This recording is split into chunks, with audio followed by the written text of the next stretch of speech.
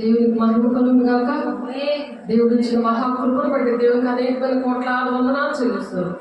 ఈరోజు ఆశీర్వాదాలకు వారసులుగా మీరు పిలువబడితే అని దేవుడు పిలుస్తున్నాడు మనల్ని. కాబట్టి దేవుని మహిమపరుచుకుందాము.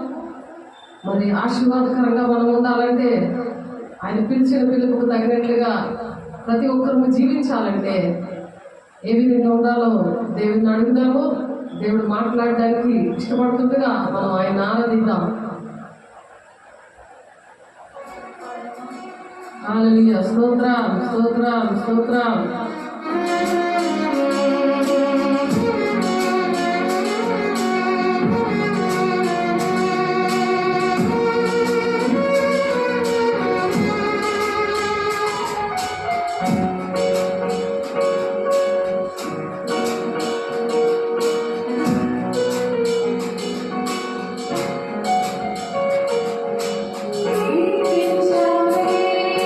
సమృద్ధిగా నీ సాక్షి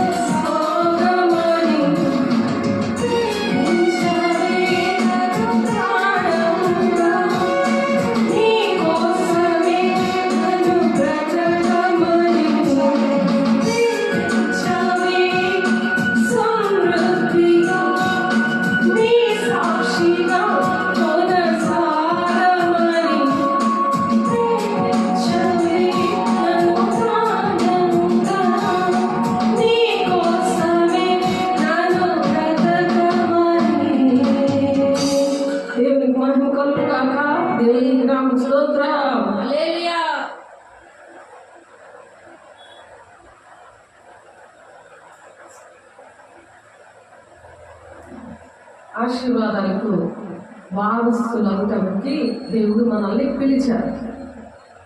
ఏం పిలిచారు? ఆశీర్వాదానికి వారసులు అవ్వడానికి. ఎలా ఉండాలని పిలిచాడు? శాపానికి వారసులుగా అవ్వాలనా? ఆశీర్వాదానికి. శాపం అనేది ఎవరు తెచ్చుకుంటారు? మనుషులు తెచ్చుకుంటారు. దేవుడు ఆశీర్వాదానికి వారసులుగా ఉండాలని పిలిచి నువ్వు శాపగ్రస్తంగా ఉంటే సాతాను నీకు ఆశీర్వాదం తప్పకుండా చేస్తాడు. అది దేవుడు 1 పేతురు రాసిన పత్రికలో 3వ అధ్యాయము 9వ వచనంలో దేవుడు మాట్లాడుతున్నారు. ఈ విషయాల ముందు కూడా మాట్లాడడం జరిగింది. మరలా ఒకసారి దేవుడు ఆశీర్వాదానికి వారసులుగా ఉండడానికి ప్రతి ఒక్కరిని కూడా దేవుడు పిలిచాడు. ఆశీర్వాదం వారసులకు మీరు పిలువబడతారు కనుక కీడుకు ప్రతి కీడైనను దూషణకు ప్రతి దూషైనను చేయగా దీవించుడి. దూషణ మాటలు ఆడినప్పుడు దేవుడు దీవించాడు. దాని అర్థం అది. అబద్ధాలు, మాయ మాటలు, మోసపు మాటలు చెప్తే ఆయన దీవించడు. దేవుని వాక్యం ఎలా ఉందో అలాగా నడవమని చెప్తున్నాడు. ఆయన ఆశీర్వాదాలు వాసనగా ఉండాలంటే దేవుడు ఏడు చెప్తున్నారో అది వినాలి. నీకు ఇష్టం వచ్చినట్టు నడిస్తే శరీరానుసారమైన మనసు నిన్ను దుఃఖపరుస్తుంది, కన్నీరు తెస్తుంది, అనారోగ్యం తెస్తుంది, ఆర్థిక ఇబ్బందులు. నీకు శరీరానుసారమైన మనసుతో తండ్రి చిత్తం ఎవరైతే నెరవేర్చట్లేదో శరీరానుసారులు వాళ్ళే ప్రేమించాలి, వాళ్ళ కోసమే ఆలోచిస్తుంటాం. వాళ్ళ కోసం నీకు తలపోటు వస్తుంది, ఆర్థిక ఇబ్బందులు వస్తాయి, ఆస్తి నష్టం వస్తుంది, అనారోగ్యం వస్తుంది, దేవునికి దూరం అయిపోతావు, ఆశీర్వాదాలు రావు అని చెప్తున్నారు దేవుడు. ఎందుకంటే దేవుడు మాట వింటేనే ఆశీర్వాదాలు. దేవుడు చెప్తాడు, ఆ కృపకాలం ఉంది కాబట్టి చెప్తాడు, సేవకు ద్వారా చెప్తాడు. దేవుడు ఏ మాటలు చెప్పారో మధ్యవర్తిగా ఉండి సేవకు ద్వారా మాట్లాడతారు. వినాలి. కీడికి ప్రతి కీడైనను దూషణకు ప్రతి దూషణైనను చేయక దీవించండి అని చెప్తున్నారు. జీవను ప్రేమించి మంచి దినములు చూడకూడవాడు చెడ్డదాన్ని పలుకకుండా తన నాలుకను కపటపు మాటలు చెప్పకుండా తన పెదవులను కాచుకోవాలి. వెనకతో ఒక మాట, ముందొక మాట, శరీరానుసారంగా ఉన్నవాడు అటువంటి దుఃఖముతో ఇష్టం వచ్చినట్టు మాట్లాడి దేవుడు మాటలు పక్కన పెట్టి నడుస్తూ ఉంటారు. సాతాను ఎవరిలో ఉంటారు? వాళ్ళ మాటలు ఇష్టపడతారు. వాడేంటంటే నువ్వు తప్పు చేసినా నేను దీవిస్తారు దేవుడు. నువ్వు దేవుని మాటలు పక్కన పెట్టి నువ్వు బూతులాడినా, అబద్ధాలాడినా, దేవుని సన్నిధికి రాకపోయినా, వాక్యం ఎలా చెప్తుందో అలా నడవపోయినా, దేవుని ఏమి పాటించకపోయినా, దేవుడు నమ్ముకుంటే చాలు దేవుడు దీవించేస్తాడు అని చెప్పి అది చెప్తూ ఉంటది. వాళ్ళ మాటలు విని అటువంటి శరీరానుసారమైన మనుషుల మాటలు బోధలు విని ఆ విధంగా తయారవుతారు. ఏ విధంగా ఉన్నా దేవుడు దీవించేస్తాడని. ఆయన పిలిచిన పిలుపుకు తగినట్లుగా దేవుడికి ఇష్టంగా నడిచి నీకు నాకు మంచి సాక్ష్యం ఇస్తాడు. మనకు అర్హత లేకపోయినా దేవుడు మంచి సాక్ష్యం ఇస్తే ఆ సాక్ష్యాన్ని పోగొట్టుకొని అవి మర్చిపోయి దేవుడికి, మనుషులకి, సేవకులకి కృతజ్ఞత లేకుండా, మరి దేవునికి ఇష్టం లేకుండా వారి ఇష్టం వచ్చిన స్వబుద్ధి మీద ఆధారపడినప్పుడు దేవుడు ఆ కీడుకు మరి అతని కీడు నుండి తొలగి మేలు చేయాలి అని చెప్తున్నాడు. ఆ కీడులోనే పడిపోతారండి. ఆ కీడు ఎందుకు పడతారు? మరి మంచి ఆ నాలుక కపటమైన మాట్లాడుతుంది. ఇటు బూతులాడతారు, దేవుని దగ్గరికి వచ్చి ప్రార్థన చేస్తారు. అటు అబద్ధాలు ఆడతారు, దేవుని మాట్లాడరు, దేవుని సన్నిధికి రారు, వాక్యం చదువులు, మరి సెల్ ఫోన్లు అంట, లేకపోతే మనుషులు అంట పడుకొని ఉంటారు. మనుషులు సహాయం చేస్తారని ఆన్లైన్ పడతారు, కానీ ఏ కార్యాలు జరగవు వాళ్ళ జీవితాల్లో. ఎందుకంటే దేవుడు మాటను పక్కన పెట్టి దేవునికి స్థానం ఇవ్వకుండా రాత్రి పగులు మరి సెల్ ఫోన్లలోనూ మనుషులతో మీద ఆధారపడుతున్నప్పుడు, దేవుడు మీద ఆధారపడకుండా మనుషుల మీద ఆధారపడినప్పుడు మరి సమాధానం అనేది వారి జీవితంలో ఉండదు. కాబట్టి ఆ కీడు నుండి విడుదల పొందుకోవాలంట. అతడు కీడు నుండి తొలగి మేలు చేయాలి, ఇతరులకు మేలు చేయాలి. ఆ మేలు ఏంటంటే దేవుడు నాకు అర్హత లేకపోయినా నన్ను ఈ విధంగా నన్ను దీవించాడు, నన్ను ఆశీర్వదించాడు, నన్ను హెచ్చించాడు, నన్ను దేవుడు దీవించినందుకు మిమ్మల్ని కూడా అలా దీవిస్తాడు అని మేలు చేయడానికి వెళ్ళాలి. మేలు చేయాలి, మన వెలుగు నాలుగు మేలుకి ప్రకాశింపచేయాలి. అలాగే దేవుని వార్త చెప్పాలి, దేవుడు ప్రేమని ప్రకటించాలి. దేవుడి ఉద్దేశం ఏంటి? దేవుడు మనల్ని అందరినీ ఆశీర్వాదకరంగానే ఉండాలని సెలవిచ్చాడు. కానీ మీరు దుష్టుడు మాట విని దుష్టుడు ఆలోచన చెప్పుకొని నడవద్దు, పాపుల మార్గం నిలవద్దు, అపహాసకులు అంటే టిక్ టాక్లు చూసిన దగ్గర, జోకులు వేసిన దగ్గర ఉండద్దు అంటున్నాడు ఆయన. యెహోవా యందు మరి భయభక్తులు గలవారు ఇలా దీవించబడతారని చెప్తున్నాడు ఆయన. భయము భక్తి లేకుండా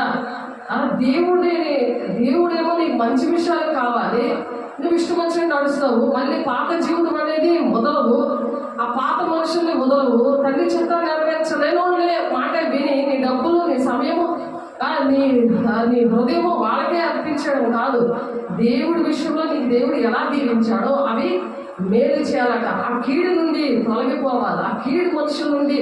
ఎందుకంటే దేవుడు నీ సిలువ వేసే పరిస్థితులు, ఆయన ప్రాణం పెట్టాడనే విషయం నీ పాపముల కోసం నా పాపముల కోసం ఆయన ప్రాణం పెట్టాడు, ఆయన లేకుండా నేను బ్రతకలేను అని ఒకప్పుడు అన్ని దీవులు పొందుకొని మళ్ళీ ఆ దీవులన్నీ మనం శాపకంగానే మరి మార్చుకుంటున్నాం. మరి అందుకే చక్కటి బాబు పుడితే మరి పాప తరపున బాబు పుట్టాడు. అర్హత లేకపోయిన 7 నెలల్లో పాప పుట్టింది. మరి 15 సంవత్సరాల ఆ అమ్మాయికి, 16-17 ఏజ్లో ఉన్న అమ్మాయికి మరి ఈజీ డెలివరీ చక్కటి పాప పుడితే మరి తర్వాత మరి వెంటనే బాబు కూడా పుట్టేశాడు.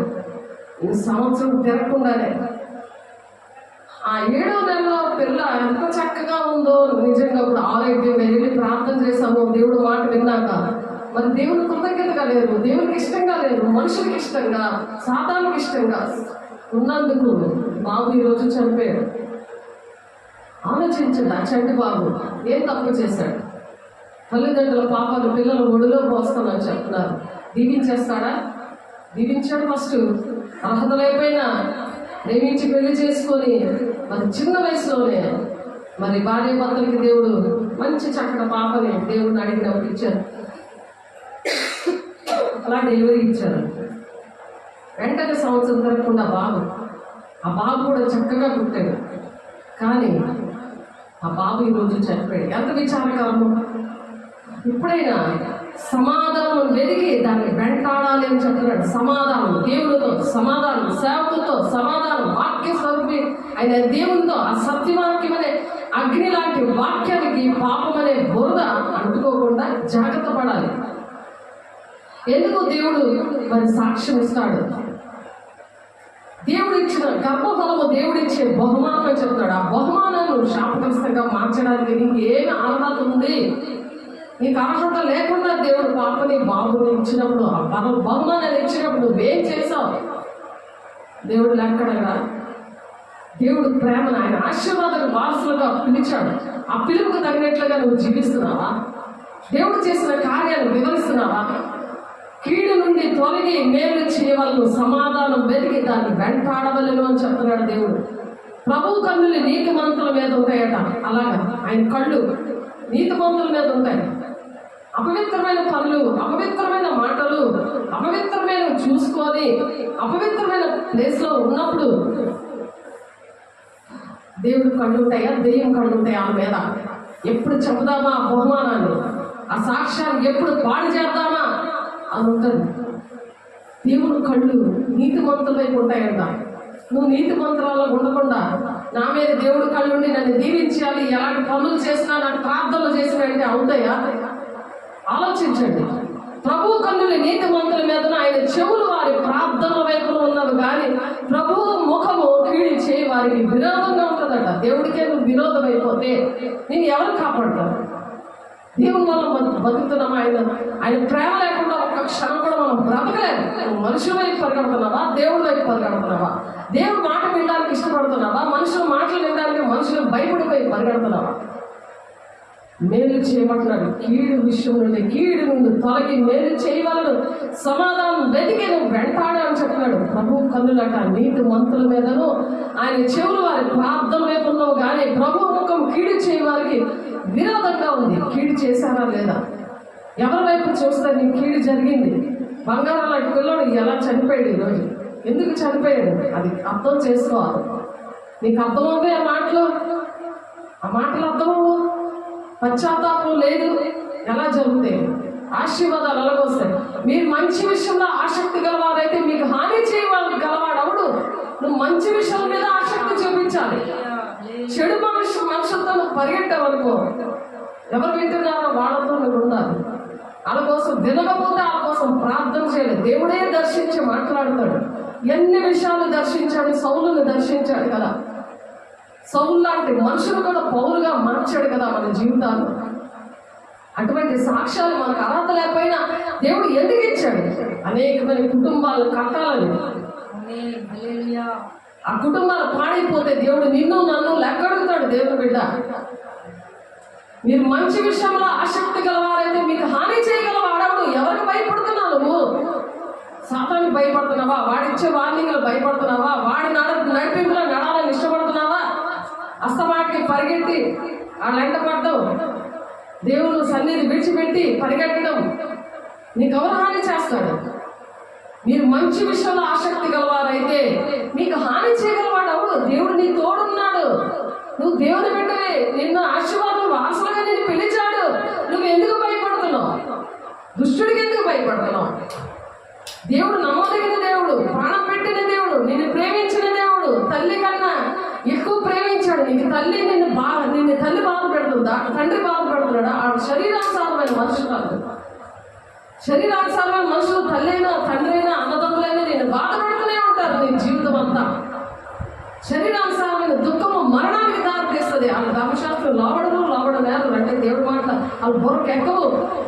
శరీరానుసారమైన దుఃఖం అనేటువంటి భయంకరమైనది.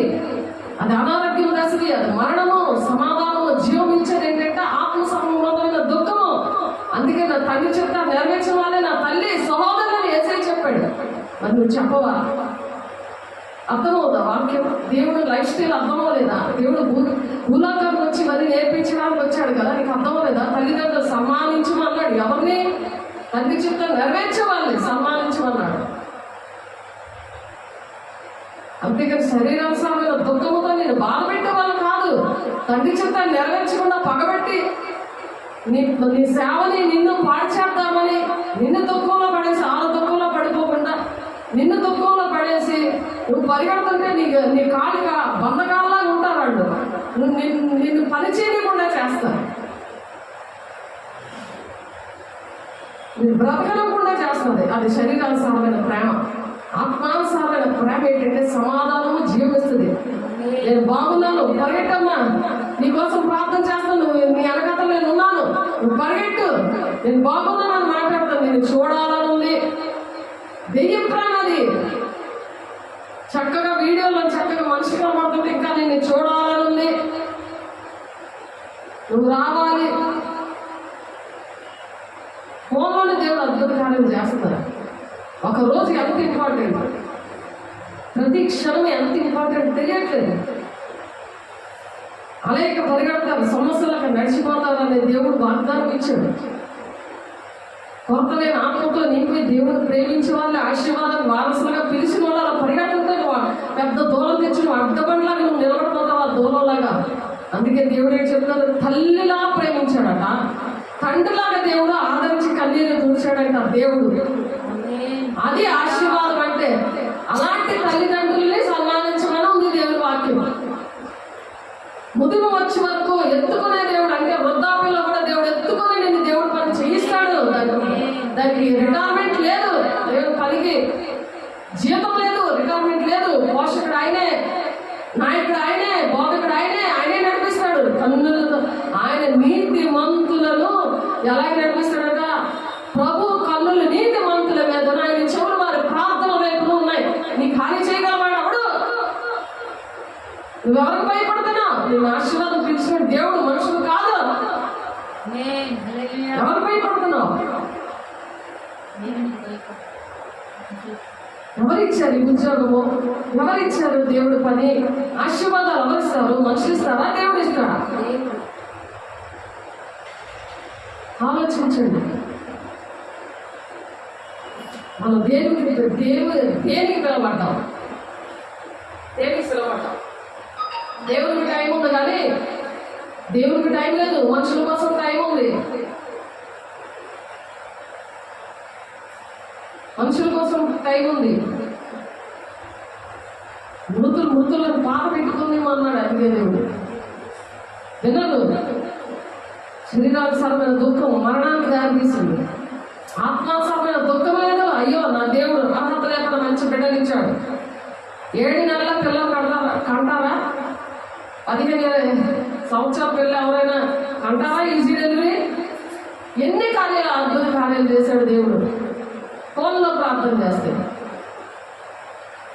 ఆలోచించండి. శిష్యుల దగ్గరికి వెళ్ళారు. ఎంతకాలం నేను మీతో ఉంటాను? విశ్వాసం లేదు మూర్ఖ పరమ వారులారా అని అడుగుతున్నాడు. ఎంతకాలం నేను మీతో ఉంటాను? వెళ్ళి నా శిష్యురాలు వెళ్ళి ఆ పొట్ట మీద క్రాస్ అయ్యగానే వెంటనే ఈజీ డెలివరీ అయిపోయింది. ఇంకొక ఆమెకి కుడుగు పుట్టేశాడు, ఈజీ డెలివరీ అయిపోయింది. పొట్టిగా ఉంది, ఆమెకి అదే ఏజ్. నాకు ఈజీ డెలివరీ అయిపోయింది అమ్మో అని ఆశ్చర్యపడిపోయింది. ఏది సాక్షిగా ఉండాలి కదా, దేవునితో ఉండాలి కదా. దేవుని బిడ్డలు ఇస్తుంటే దేవుని పిల్లలు, నీ పిల్లలు కాదు, దేవుడు ఇచ్చేవాళ్ళు నీ బ్రతుకు నిలబడ్డానికి, నిన్ను సాక్షి నిలబడ్డానికి, దేవుని ప్రేమని ఆ విధంగా రుజువు వచ్చాడు. ఆ పిల్లల విలువ తెలియదు, ఆ జీవితం విలువ తెలియదు. ఎందుకు తెలియదు? దేవుడి విలువ తెలియక. దేవుడి విలువ తెలిస్తే ఆ పిల్లల బహుమానం ఎలాగిచ్చాడో అది అర్థమవుతుంది. అది అర్థమవుతుంది. ఆశీర్వాదానికి వారసులుగా పిలిచాడట. అందుకు పిలిచాడు ఆశీర్వాదానికి వారసులుగా. మీరు పిలవబడతారు కనుక కీడుకు ప్రతి కీడేమో, దోషకు ప్రతి దోషేమో చేయక మీరు దీవించండి. అలాగే అనేక మంది నువ్వు వెళ్ళి దీవించాలని, నువ్వే శాపగ్రస్తం ఉంటే నువ్వు ఎవరు దీవిస్తావు? సాక్ష్యం పాడు చేసుకున్నావు కదా, దేవుని నామానికి అవమానం తెచ్చావు కదా. ఆలోచించండి ఒకసారి. అప్పుడు మీరు దేని విషయమే దుర్మార్గులను దూషించబడతారో దాని విషయమే క్రీస్తునందున్న మీ సత్ప్రవర్తన మీద అపనింద మోపువారు సిగ్గుపడతారు. దేవుని విషయంలో అపనిందలు వస్తాయి, నిందలు వస్తాయి, అవమానాలు వస్తాయి. కానీ అపనింద వేసిన 2 ఆశీర్వాదాలు కొండ మీద ప్రసంగంలో మొత్తం 5వ అధ్యాయంలో వేసే 3 రోజులు ప్రసంగం చేశాడు. నిందలు వస్తాయి, అవమానాలు వస్తాయి, కానీ వాళ్ళు సిగ్గుపడతారట ఒక రోజు. ఎందుకు సిగ్గుపడతారంటే నిర్మలమైన మనస్సాక్షి గద్దించాలి. నేను ఎవరి వైపు పరిగెడతాను? తండ్రి చిత్తాన్ని నెరవేరుస్తున్న వాళ్ళే నేను తల్లి సోదరులు అన్న వైపు పరిగెడుతున్నానా? దేవుని బిడ్డల వైపు, దేవుడిచ్చిన పని మీద ఆశీర్వాదాన్ని వారసులుగా పిలిచిన ఆ పిలుపు తగ్గట్టుగా పరిగెడుతున్నావా? లేకపోతే శరీరానుసారమైన దుఃఖము అది మరణానికి దారితీస్తున్నది అక్కడికి పరిగెడుతున్నావా? ఆ శరీరానుసారమైన దుఃఖంలో ఉన్న ఆత్మానుసారమైన దుఃఖమే ఉండదానికి. అయ్యో దేవుడు ఇచ్చిన బహుమానం ఇలా పోగొట్టుకున్నామని అటువంటి దుఃఖం రావాలి, ఒక పశ్చాత్తాపం రావాలి. అనేకమంది కుటుంబాలకు ఒక మాదిరికరంగా, ఒక సాక్షిగా ఉండాలి. నా జీవితంలో జరిగినట్టు ఇంకొకరికి జరగకూడదు అనే వేదన దుఃఖము రావాలి, పొంగి పొరలాలి. ఎప్పటికైనా దేవుని దగ్గర ఇది రావాలి, దేవుడి ప్రేమను తెలుసుకోవాలి. అది మనస్సాక్షి. నిర్మలమైన మనస్సాక్షి కలిగిన వారే మీలో ఉన్న నిరీక్షణ గురించి మిమ్మల్ని హేతువుడికి ప్రతి వారికి సాత్వికముతో భయముతోనూ సమాధానము చెప్పుటకు ఎల్లప్పుడూ మీరు సిద్ధంగా ఉండాలి. ఎలా సిద్ధంగా ఉండాలి? దేవుని వాక్యం అనే ఖడ్గాను పట్టుకొని, ఆ విశ్వాసం అనే డాలును పట్టుకొని, నువ్వు విశ్వాసంతో నిలబడి వాక్యం అనే ఖడ్గం పట్టుకొని ఆ సాతాను వేసే అగ్నిబాణాలను ఎదిరించడానికి నువ్వు వాక్యం పట్టుకొని నిలబడాలి. వాక్యం లేకపోతే నువ్వు నిలబడలేవు. అటువంటి వారికి బుద్ధి చెప్పి దేవుని మార్గంలో బుద్ధిమంతులు అనేక మందిని దేవుని మార్గంలో నడిపించి ఆకాశంలో నక్షత్రాలు ఉంటారట. అలా నువ్వు ఆకాశంలో ప్రకాశిస్తావని దేవుడు చెప్తున్నాడు. దేవుని మార్గంలో నడిపిస్తున్నావా? ఎవరిని నువ్వు వెంబడిస్తున్నావు? నువ్వు ఎవరిని వెంబడిస్తున్నావు? ఎవరి విషయంలో నువ్వు బాధపడుతున్నావు? నువ్వు ఆశీర్వాదాలు వారసురాలుగా ఉన్నావా లేదా? అలా పిలిచాడు కదా, ఆ పిలుపు తగినట్లా ఉంటున్నావా లేదా? ఆ ఉంటున్న వాళ్ళు ఎలా ఉండాలంటే ఆ నిర్మలమైన మనస్సు గలవారే మీలో ఉన్న నిరీక్షణ గురించి మిమ్మల్ని హేతువుడికి ప్రతివానికి సాత్వికముతోనూ భయముతోనూ సమాధానము చెప్పుడికి ఎల్లప్పుడూ సిద్ధంగా ఉండాలి. సిద్ధంగా ఉండడం అంటే ఏంటి? వాక్యం అనే కత్తి నీ దగ్గర ఎప్పుడు ఉండాలి. ఆ కత్తితో సాధారణంగా పేక కట్ చేయాలి. అప్పుడు సాధారణంగా పేక వెళ్ళిపోయి దేవుని శిరస్సు సృష్టికర్త అనే దేవుడు భర్త ఉన్నాడు కదా, ఆ భర్త నడిపిస్తాడు. నీతి మంతుల్ని ఆయన చూస్తున్నాడట, వాళ్ళ ప్రార్థన వింటున్నాడట, వాళ్ళ మీద కళ్ళు పెట్టి చూస్తున్నాడట. వీళ్ళు ఎంత నేను బహుమానాలు ఇస్తే, ఎంత ఆశీర్వాదం ఇచ్చి పిలిస్తే వీళ్ళు ఎలా నడుస్తున్నారు, ఎటు పరిగెడుతున్నాడు? దేనికి డబ్బులు ఖర్చు పెడతారు, దేనికి టైం ఇస్తున్నారు, దేవునికి ఆ శక్తి వాడుతున్నారు. మెలకు కలిగి ప్రార్థన చేస్తాడా, నిద్రపోతుల్లో ఉన్నారా? దేవుడు రాకడ సూచనలో దేవుడు సిద్ధపడమంటున్నాడు కదా, అలాగే ఎల్లప్పుడూ సిద్ధపడి ఉండాలంట. దేవుడు రాకడ వస్తే దేవుడితో పెళ్లి కుమార్తె సంఘంకి అయిపోతాం. లేకపోతే అటువంటి వారిని, ఆ మూర్ఖులని, ఆ మూర్ఖులకు ఈ తరం వారికి వేరే ఉండి ఆడికి నీ వెలుగు ప్రకాశింపజేయాలి. ఆడికి నీ అవసరం వస్తుంది. వచ్చినప్పుడు ఆడికి ఈ మాటలు చెప్పాలి. ఈ మాటలకు సిద్ధంగా ఉండడమే ఆత్మీయ ఖడ్గం అనే వాక్యం నీ దగ్గర ఎప్పుడు కూడా ఉండాలి. నువ్వు అగ్నిలా ఉండాలంటే సత్యవాక్యాన్ని నువ్వు అవలంబించాలి. ఆ సత్యవాక్యం నీ ఒంటిలో ఉండాలి. నువ్వు వింటేనే ఒంట్లో వెళ్తుంది. నువ్వు ఆ వాక్య ప్రకారం నడుస్తేనే నువ్వు చెప్పగలవు. ఎక్కడికి వెళ్ళా ఒక కుటుంబాన్ని రక్షించగలవు. దేవుడు ఆశపడుతుంది, ఆశీర్వాదానికి వారసుగా పిలవబడింది దేనికోసం? నీకు బిల్డింగ్ వస్తాయని, లేకపోతే నీకు ఉద్యోగం వచ్చేస్తుందని, నువ్వు కోటీశ్వరాలు అయిపోతావని కాదు. ఆశీర్వాదానికి వారసులుగా పిలిచింది అది కాదు. అది పిలిచి అనేకమైన పిల్లలకు పెళ్లిళ్ళు చేయాలి. అనేక మందికి ఆశీర్వాదంతో ఉన్న వరుడిని, వధువుని దేవుని పెళ్లి కుమార్తె సంఘంగా అనేకమైన బిడ్డలకు పెళ్లిళ్ళు చేయాలి. అనేకమైన జీవితాలు కట్టాలి. ఎంత పని ఉన్నది? నీకు ఒక కూతురు ఉందని దాన్ని పెళ్లి చేసుకోవాలని నీకు భారంగా ఉన్నావా? వాళ్ళ క్యారెక్టర్ కట్టాలని వాళ్ళకి ఇస్త్రీలు చేసుకుంటూ నీకు అది భారమా? నీకు మరి దేవుడు ఆశీర్వాదంగా వారసురావడం నన్ను పిలిచాడు, మరి నాకెంత భారం ఉంటుంది? నిన్ను పిలవలేదు. నీకు ఇంట్లో వాళ్ళు పెళ్లిళ్ళు చేయాలి, అవి వంటలు పెట్టాలి, ఇదే నీకు భారం. నీకేం పని లేదని మళ్ళీ క్వశ్చన్ వేస్తుంది సాతాను. వాళ్ళకి ఎల్లప్పుడూ సిద్ధంగా ఉండాలంట. వాక్యమైన కర్తంతో నువ్వు వాళ్ళకి నేను హేతుపడి వారికి ప్రతి ఒక్కరికి నువ్వు ఆ వాక్యంతో మాట్లాడి వాళ్ళ బలపరిచి వాళ్ళ దుష్టుడు ఆ శిరస్సు నుండి అది విడిపించి దేవుని శిరస్సు పెడితే వాళ్ళకి అలా ప్రార్థన చేసేది. ఆ వాక్యమైన ఖడ్గముతో విశ్వాసమైన డాలు పట్టుకొని ఆ సాతాను అగ్ని బాణాలకి నువ్వు తట్టుకొని నిలబడాలి. అందుకు దేవుడు పిలిచాడు. అంతేగాని ఆ మాటలు లోపడిపోయి వాళ్ళకి ఇష్టం వచ్చిన శరీరాంశాలతో నువ్వు కూడా అలా తయారైపోతావు కాదు. అందుకు పిలవలేదు దేవుని బిడ్డ. అర్థమవుతారు అసలు శరీర సంబంధం అసలు ఈ దేవుడు మాట్లాడతాం. ఎందుకంటే వాళ్ళు ఎప్పుడు పాలు తాగవాలి. ఈ రాజ్యం కట్టుకోవడానికే కింద మీద అయిపోతున్నారు. దేవుని రాజ్యం ఒకటి ఉంది. అది దినము కూడా ఏం చేస్తున్నామో, జీవితం అంతా కూడా ఏం చేస్తున్నామో ఒక గ్రంథం ఉంది. ఆ గ్రంథంలో దేవుడు రాస్తాను అంటున్నాడు. అను దినము కూడా దావీదు భక్తుడు చెప్తాడు ఆ మాటలు. అను దినము కూడా రాస్తున్నాడంట. జీవితకాలం అంతా మనం ఏం చేస్తున్నామో రాసే గ్రంథం ఒకటి ఉంది. అది 139 కీర్తనలు 16 వచనంలో ఉంది. నేను చదువుకుంటే, నియమింపబడిన దినములలో ఒకటైనను కాక మునిపే నా దినములన్నీ నీ గ్రంథంలో లిఖితములాయను అంటున్నాడు ఆయన. నేను పిండముగానే ఉండగా నీ కన్నులు నన్ను చూచాను. పిండముగా ఉన్నప్పుడు నన్ను నిన్ను చూచాడు ఆయన. అప్పుడు నుండి రాస్తున్నాడు. ఇప్పుడు వరకు కూడా చచ్చిపోయే వరకు గ్రంథంలో రాస్తున్నాడు. ఆ గ్రంథంలో రాస్తున్నాడు. నువ్వు ఏం చేస్తున్నావు, ఏ ఆలోచన చేస్తున్నావు. కాబట్టి దేవుడు ఏం చెప్తున్నారు? సాత్వికముతో భయముతో సమాధానం చెప్పుటకు ఎల్లప్పుడూ నువ్వు సిద్ధంగా ఉండి నీ హృదయములందు క్రీస్తును ప్రభువుగా ప్రతిష్ఠించుకోమంటున్నాడు. ప్రతిష్ఠించుకోవడం అంటే తిష్ట వేసుకొని ఈ హృదయంలో కూర్చోబెట్టుకోవాలి దేవుణ్ణి. అప్పుడు నువ్వు పనికిమాల ఫోన్లని ఎంతవు, పనికిమాల మాటలు విన్న అటువంటి దగ్గరికి పరిగెట్టవు. 1 పేతురు 3వ అధ్యాయము 15వ వచనంలో ఉంది. అలా దేవుడు ప్రతిష్ఠించుకుంటున్నప్పుడు నేను ఆశీర్వాదాన్ని వారసుగా పిలవబడ్డాను అనే విషయం బాగా గుర్తుకు వస్తుంది. లేకపోతే గుర్తురాదు. అప్పుడు మీరు దేని విషయమే దుర్మార్గులని దూషింపబడుదురో దాని విషయమే క్రీస్తునందున్న మీ సత్ప్రవర్తన మీద అపనింద వేయి వారు సిగ్గుపడతారంటారు. అది సిగ్గుపడతారు.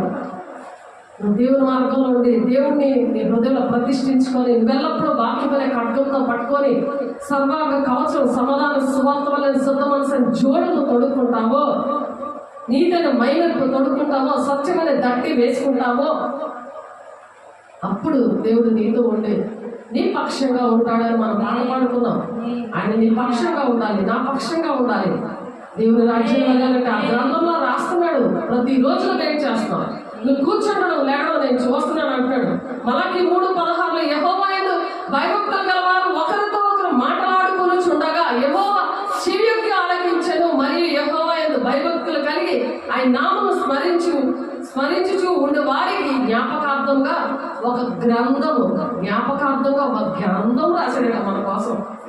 మనం ఏం పనులు చేస్తున్నామో, ఏం మాట్లాడుతున్నామో ఒక గ్రంథం మన కోసం రాశాడట జ్ఞాపకార్థంగా. అది ఎక్కడుందంట? ఆయన సముఖమందు రాయబడి ఉంది. ఆయన సముఖమందు.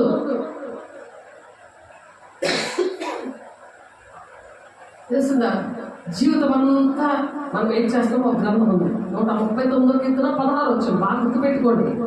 మలాకి 3 అధ్యాయం 16 వచనంలో ఇద్దరు మాట్లాడుకుంటుంటే దేవుడు చూస్తున్నాడు, వింటున్నాడు. ఆయన వింటున్నాడట, ఒక గ్రంథం రాశాడట. ఈ విషయం నేను ముందుగా కూడా దేవుడు మాట్లాడారు.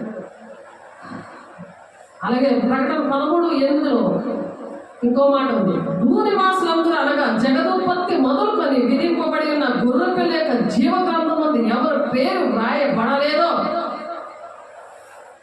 ఇలాగ ఎవరైతే దేవునికి ఇష్టంగా ఉన్నామని ఒక భ్రమతో ఉండి ఆశీర్వాదం వాసనగా పిలుస్తుంటే, దేవునికి ఇష్టం లేని మార్గంలో నడిచి మరి శరీరానుసారమైన దుఃఖముతో ఉండి శరీరానుసారంగా వెనకాల పరిగెట్టారనుకోండి, జీవగ్రంథంలో పేరు ఉండదు అంటున్నాడు. మీ వెలుగును ప్రకాశింపచేయాలి. అలా బాధ వచ్చినప్పుడు బోధ అర్థమవుతుంది. ఎందుకు అలాంటి నష్టకరమైన పరిస్థితులు వచ్చాయి అని ఆలోచించుకుంటారు. దేవుడు చేసిన అద్భుత కార్యం ఎందుకు అది దాన్ని దేవుడు మహిమ రాకుండా చేశాం. నేను దేవుడికి చెడ్డ పేరు ఎందుకు తెచ్చాము? కుటుంబానికి ఎందుకు చెడ్డ పేరు తెచ్చాము? వాళ్ళు వాక్యం ద్వారా సిగ్గుపడతారంటారు. సిగ్గుపడతారని చదువుకున్నాం కదా. 1 పేతురు 3:16 మీ సత్ప్రవర్తన మీద అపనింద వేయవారు సిగ్గుపడతారు. నీ మీద అపనింద వస్తున్నారా? అపనింద నీ మీద నా మీద మోపుతున్నారా? వాళ్ళకి నచ్చవు దేవుని మాటలు. అపనింద మోపుతున్నప్పుడు బాధ వచ్చినప్పుడు బాధ అనేది అర్థమవుతుంది. అప్పుడు సిగ్గుపడతారా? నిజమే, నాతో ఈ మాటలు చెప్పారు, ఇది జరిగింది, నేను వినాలి అని ఆశీర్వాదాన్ని వారసులుగా పిలిచిన వాళ్ళు నాతో మాట్లాడారైనా అప్పుడు బుర్ర పనిచేస్తానికి మనం ఆశీర్వాదకరంగా ఉండాలి. ఇలాగా ఈ మరణాలు, ఇలాంటి శాపం అనేది మా ఇంటి మీదకి కానీ, మా కుటుంబం మీద కానీ, మా దేశం మీద కానీ రాకుండా ఉండేలాగా మేము నిలబడతామని ఒక తీర్మానం చేసుకుంటాము.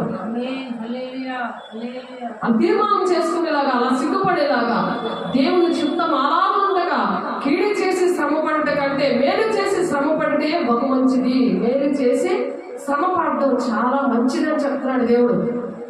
ఆ శ్రమల కోసమే, ఆ శ్రమల గుండానే దేవుడి రాజ్యానికి వెళ్ళాలి. వాళ్ళకే జీవన కిరీటం వస్తుంది. అంతవరకు సహించేవాడా రక్షణ పొందుకుంటాడని ప్రకటన 2:10 ఆ మాట చెప్తున్నారు. అంతవరకు సహించాలి. చనిపోయే వరకు కూడా అలాంటి శ్రమల నుండి, అలాంటి నిందల నుండి, అలాంటి అవమానాల నుండి వెళ్ళాలి. అది ఆశీర్వాదకరంగా దీవించాలే సమృద్ధిగా. అంటే అది ఆ శ్రమల గుండానే దేవుడు మనం సువర్ణగా మార్చి ఆ సువర్ణ పట్టణానికి తీసుకెళ్ళడానికి ఈ జీవగ్రంథంలో రాస్తానంటున్నాడు. ఆ జీవగ్రంథంలో ఎవరి పేరు వ్రాయబడలేదో వారు ఆ మృగములకు నమస్కారం చేతులు. కన్ఫర్మ్ అన్నమాట, కన్ఫర్మ్. శరీరానుసారంగా బ్రతికితే జీవగ్రంథంలో నీ పేరు ఉండదు. ఆ మృగం అంటే 666 ముద్ర వేసే ఆ అంత్యక్రీస్తుకి పెళ్లి కుమార్తె సంఘంలోనికి నువ్వు ఎత్తబడవు. ఆ 7 శ్రమ దినాల్లో ఉండిపోతే అప్పుడు ఆ మృగాన్ని నమస్కారం చేస్తానే నీకు రేషన్, భోజనం, మరి నీకు బట్టలు ఏదైనా. లేకపోతే వాడి చేతులు చచ్చిపోతేనే దేవుడి రాజ్యానికి వెళ్తాం. ఏది బాగుంది? ఇప్పుడే విని చక్కగా దేవుడి రాజ్యానికి ఎత్తబడే గుంపులో ఉండి దేవుడి మాటలు వింటూ మరి దేవుడికి ఇష్టంగా నడిచి ఆశీర్వాదం వారసులుగా ఉండాలని దేవుడు ఇష్టపడుతున్నాడు కదా. అలా ఉంటే దేవుడికి మనకు మంచిదా కాదా? మంచిది కదా. దేవుడు ఎంతో సంతోషిస్తాడు కదా. ఏలైనా మనల్ని దేవుని యొద్దకు తెచ్చేందుకు ఆ నీతిమంతుల కొరకు నీతిమంతుడైన క్రీస్తు శరీర విషయంలో చంపబడ్డాడు. ఆయన చంపబడ్డాడు. ఆత్మ విషయంలో బ్రతికింపబడి పాపముల విషయంలో ఒక్కసారి ఆయన శ్రమ పొందాడు. దేవుని దీర్ఘశాంతము ఇంకా కనిపెట్టుచున్నప్పుడు పూర్వము నోవహు దినంలో వాడ సిద్ధపరచుచుండగా అవి ధైర్యమైన వారి యొద్దకు, అనగా చెరలో ఉన్న ఆత్మల యొద్దకు ఆయన ఆత్మ స్వరూపిగానే వెళ్ళి వారిని ప్రకటించాడు. ఆయన చూడండి, ఆయన చనిపోయే వరకు కూడా మరి 2వ రోజు చనిపోయి 2వ రోజు ఆయన మన కోసం తండ్రి చిత్తాన్ని నెరవేర్చాడు. ఆయన అలా సువార్త చేశాడు. ఆయన కోరి నడవాలని ఆయన ఈ మాటలు చెప్తున్నాడు. మనకు ఎన్ని శ్రమలు వచ్చినా ఆయన అంత శ్రమలు మనకు రాలేదు. అందుకని ఆయన తన సిలువను ఎత్తుకొని వెంబడించిన వాడు నాకు పాత్రుడు కాడు అంటున్నాడు. మన శ్రమలు ఏమాత్రం ఆయన తండ్రి చిత్తాన్ని నెరవేర్చాడు.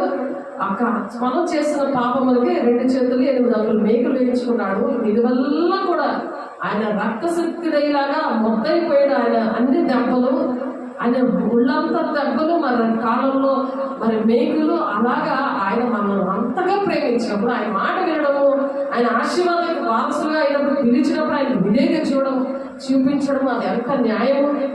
అది అర్థమవట్లేదు. ఆయన దేవుడు కాబట్టి ఆయన అలా భరించాడని అంటున్నారు. అదే ఆయన మహిమనందరినీ విడిచిపెట్టి మనలాంటి మనిషిగా వచ్చి మనలాగా బాప్తిసం తీసుకొని మనలా పరిశుద్ధాత్మ పొందుకొని ఆయన పరిశుద్ధాత్మ శక్తితో 40 రోజులు ఉపవాసం ఉండి ఆయన శక్తిని పొందుకొని ఆయన మానవ శరీరము దేవుని గుణాలు, అలాగా మనకు కూడా మానవ శరీరము దేవుని గుణాలు కలిగి ఆ విధంగా పరిశుద్ధాత్మ శక్తితో అలాగా బ్రతకమని చెప్తున్నారు.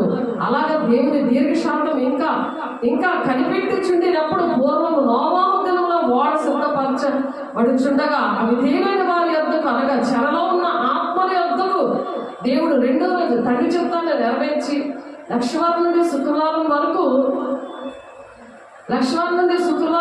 ఏం చేశాడు ఆయన? ఏం చేశాడు? లక్షవారం నుండి శుక్రవారం 3 గంటల వరకు కూడా ఆయన సిలువలోని వేలాడుతూ ఉన్నాడు. ఆయన నిలువల్లో ఆయన రక్తశక్తుడే ఆయన చిందించాడు మన కోసం ప్రతి రక్తం పొట్టుని. అలా మనం చేయగలమా? అలాంటి దెబ్బలు, అటువంటి మరణం మనకు వస్తుందా? అలాగే మనల్ని ప్రేమించాడు. మనం ప్రేమిస్తాడు కాబట్టి మన పాపాల శిక్ష ఆయన భరించాడు. మానవాళి రక్షణ అది మొత్తం కులం భేదలాగా అలా ప్రేమించాడు. ఎవరైనా ప్రేమిస్తారా? డబ్బులు ఇస్తా అలా మాట్లాడతారు. చూడండి సాతాను ప్రేమ అలాంటిదో, సాత్వికము దీన మనసుతో వచ్చాడు ఆయన. ప్రేమతో ఆయన క్షమించే గుణం, ప్రేమించే గుణం, అలాంటి గుణాలు మనలో రావాలని దేవుడు పిలుచుకున్నాడు. ఆశీర్వాదం వారసులు అలా ఉంటారు. కాబట్టి చెరలో ఉన్న వాళ్ళని తీసుకొచ్చాడంట. చెరలో ఉన్నారు దేవుని బిడ్డలు, చెరలో ఉన్నారు వాళ్ళని తీసుకొచ్చాడు ఆయన 2వ రోజు. 3వ రోజు ఆయన పునరుత్థానుడు అయ్యాడు. ఆయన మరణం నుండి విడుదల పొందుతున్నాడు. మనం సజీవ లెక్కలో మనం కూడా అటువంటి పునరుత్థానం మనకు కూడా వస్తుందని, మనకు కూడా అటువంటి మహిమ శరీరంతో నింపి యుగాలు దేవునితో ఉంటామని, ఆయన కుడిపార్శ్వన జయించే వాళ్ళకి ఆ కుడిపార్శ్వన కూర్చుండబెడతానని చెప్తున్నాడు ఆయన. అలాగే ఆత్మస్వరూపుగానే వెళ్ళి వారికి ప్రకటించాడు. ఆ ఓడలో కొందరు, అనగా 8 మంది నీటి ద్వారా రక్షించబడ్డారు.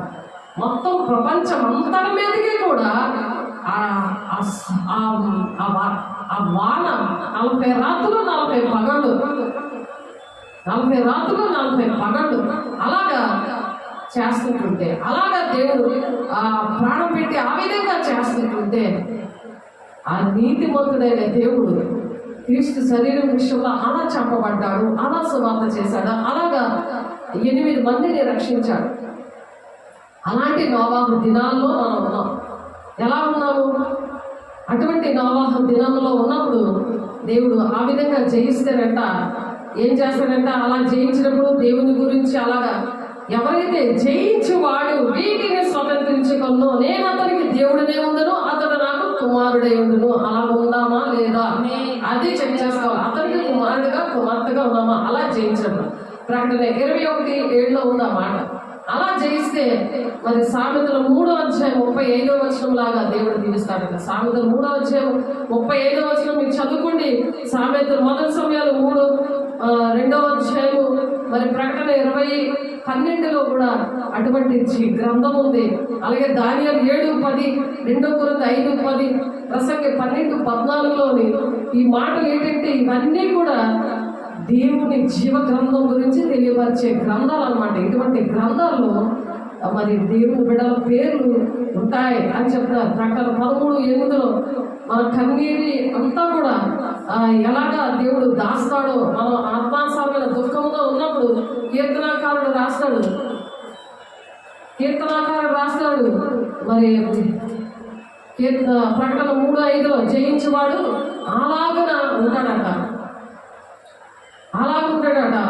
భూనివాసులందరూ అనగా జగదుత్పత్తి మొదలుకొని వధింపబడిన గొర్రె పిల్ల యొక్క జీవ గ్రంథం ఉంది ఎవరి పేరు వ్రాయబడలేదో వారు ఆ మృగానికి నమస్కారం చేస్తారంటున్నాడు.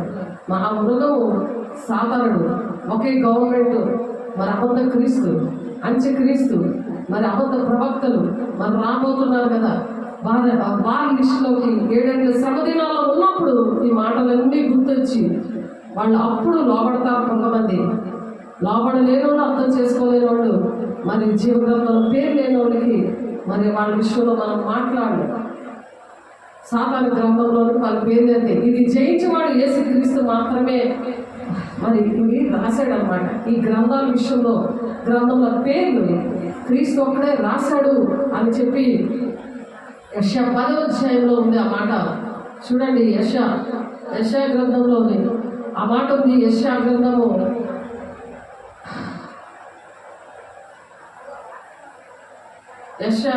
యోహాను సువార్త 15వ అధ్యాయము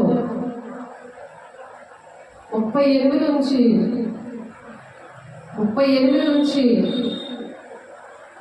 40 వచనం.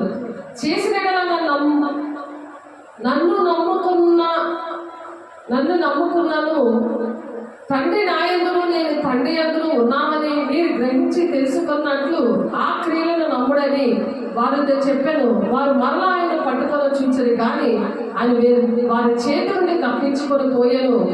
యోర్దాను అద్దరిని యోహాను మొదట బాప్తిస్మం ఇచ్చి చుండిన స్థలములకు ఆయన తిరిగి వెళ్ళి అక్కడ ఉన్నాడు అన్నమాట. అనేకులు ఆయన యొద్దకు వచ్చి యోహాను యేసు క్రియలు చేయలేదు కానీ ఈయన గురించి యోహాను చెప్పిన సంగతులన్నీ సత్యమే అని చెప్పి మరి దేవుడు అక్కడ సాక్ష్యం చెప్తున్నాడు. యోహాను గారి ద్వారా దేవుడి విషయంలో సాక్ష్యం చెప్తున్నారు. కాబట్టి జ్ఞాపకార్థంగా మరి రాసే గ్రంథం కూడా ఉంది. మలాకి 3వ అధ్యాయం 16-17లో దేవుని గూర్చిన మంచి పనులు మనం చేశామనుకోండి, అవన్నీ కూడా జ్ఞాపకార్థంగా దేవుని సముఖమందు రాయబడి ఉంటాయట. మరి కొన్నేళ్ళు కూడా అన్నిడే ఉండి మరి ఆయన కూడా కొన్నేళ్ళు ప్రార్థన విన్నాడు. ఆయన చేసిన ధర్మ కార్యాలు నేను నా దగ్గరికి చేరే అంటున్నాడు. మనవి చేరుతున్నాయా లేదా అని మనం చెక్ చేసుకోవడానికి దేవుడి కృపకాలంలో దేవుడు సహాయం చేశాడు. అందుకే ఆయన లేకుండా మనం బ్రతకలేము అని మనం పాటుపడుకున్నాం. ఆశీర్వాదాన్ని వారసులుగా పిలిచినప్పుడు మనం అటువంటివి చేస్తున్నామా లేదా అని దేవుడు ఇక్కడ మాట్లాడుతున్నారు. కాబట్టి దేవుడికి ఇష్టంగా అలా బ్రతకాలి. కీర్తన 56:8లో మనం కన్నీటితో మరి మనం ప్రార్థన చేస్తున్న ఆ కన్నీరన్నీ కూడా జ్ఞాపకార్థంగా దేవుని దగ్గర చేస్తాయి కదా, దానికి ఒక గ్రంథం ఉంటుంది. కాబట్టి న్యాయమైన తీర్పు జరిగించడానికి మరి ఆ దేవుడు విషయంలో దేవుడు చేస్తాడనమాట. దేవుడి చేతిలో ఉంటుంది కానీ మనుషుల చేతిలో ఉండదు. కాబట్టి మనం అవన్నీ కూడా గుర్తు చేసుకొని దేవుడికి ఇష్టంగా నడుద్దాము. మరి దేవుడి మాటలు దీవించిన కాక ప్రార్థన చేసుకుందాం. పరిశుద్ధాత్ముడా వందనాలు, స్తోత్రాలు. మహిమగల దేవా నా తండ్రి, నీ కోట్లాది వందనాలు స్తోత్రాలు చెల్లిస్తున్నాను ప్రభా. అయ్యా దాసుడైనను ఆయన స్వతంత్రుడైనను తండ్రినైనా ప్రతి వాడును ఏ సత్కార్యం చేయనో దాని ప్రతిఫలం పొందుతాడని చెప్తున్నాను ప్రభా. అయ్యా సహాయం తెచ్చండి. 8:9 అయ్యా తండ్రినైనా దాసులుగా మమ్మల్ని పిలుచుకున్నాం ప్రభా. అయ్యా స్వతంత్రులుగా మేము ఉన్నాము ప్రభా. నీకోసం బ్రతకడానికి ఆశీర్వాదకరంగా అయ్యా ఆశీర్వాదకరంగా ఉండడానికే మీరు పిలిచారు ప్రభు. నీ నామానికి అవమానం తేకుండా అనేక మందికి దీవెనకరంగా ఆశీర్వాదకరంగా మేము ఉండడానికి మీరు సహాయం చేస్తున్నారు అయ్యా. హిందువుడి ప్రతి వారికి సమాధానం చెప్పడానికి అయ్యా మమ్మల్ని సిద్ధపరుస్తున్నది వందనాలు నాయన. అయ్యా ధవల సింహాసనం దగ్గర నాయన మీరు తీర్పులో ప్రతి ఒక్కరిని నిలబెడతారు ప్రభు. మన ప్రకటన 20 ఆయన మీరు 10వ వచనం నుండి 15వ వచనం వరకు కూడా ఆ ధవల సింహాసనం దగ్గర ప్రతి ఒక్కరు నిలబెట్టి అడుగుతామని ఒక భయంతో మేము నడవడానికి, మా బిడ్డలు, మా కుటుంబాలు, మా ఊరు, మా దేశము, మా ఆత్మీయ బిడ్డలు అందరూ కూడా నడవడానికి ప్రతి ఒక్కరి ఇంటిలో కూడా ప్రభు అయ్యా ఉన్న చీకట్లన్నీ కూడా ఆ శరీర సంబంధమైన బతకాలు, శరీర సంబంధమైన మనసు నుండి ఏసునామములో విడుదల ప్రకటిస్తే ఆత్మ సంబంధమైన మనసుతో ఆశీర్వాదానికి వారసులు కావడానికి మమ్మల్ని దేవుడు పిలిచాడని అయ్యా మీరు తట్టి కొట్టి లేపి చెప్తున్నారు.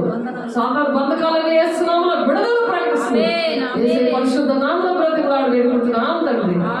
ఆమేన్. తండ్రి యొక్క దీవెన, కుమారుని యొక్క కృప, పరిశుద్ధాత్మిక నిత్య సహవాసం అయ్యా చేతులెత్తిన ప్రతి ఒక్క బిడ్డకి ఎవరైతే ఆశీర్వాదం వాసుగా పిలిచామని నమ్ముతున్నారో అటువంటి ప్రతి ఒక్క బిడ్డలకి కూడా సదాకాలము తోడైంది నడిపించను గాక. ఆమేన్.